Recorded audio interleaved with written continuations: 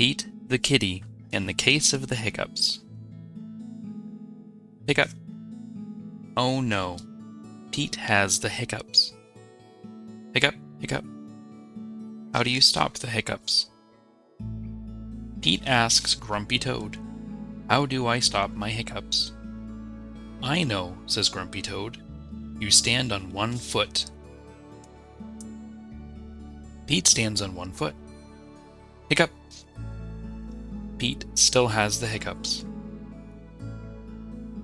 Pete asks Callie, "How do I stop my hiccups?" "I know," says Callie.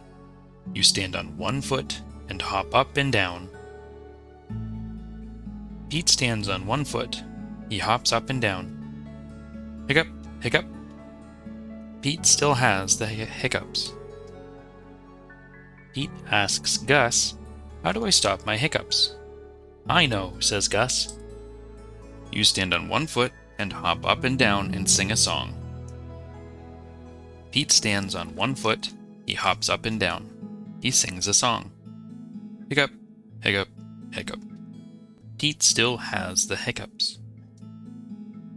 Pete asks Bob, "How do I stop my hiccups?" "I know," says Bob. "You stand on one foot and hop up and down and sing a song and rub your belly," says Bob. Pete does it. Hiccup. Nothing is working. Pete still has the hiccups. "Go ask Mom," says Bob. Pete asks Mom, "How do I stop my hiccups?" "I know," says Mom. "You take a deep breath." Pete takes a deep breath. "Hold your breath and blow it out," says Mom. Pete holds his breath. Pete blows his breath out. "That's it?" Pete asks. "That's it," says Mom.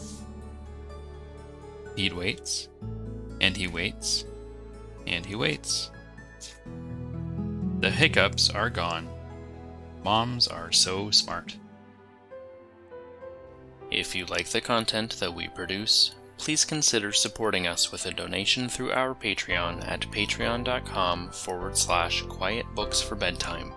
Donations allow us to purchase more books to read for the show. Thank you, and stay snuggly.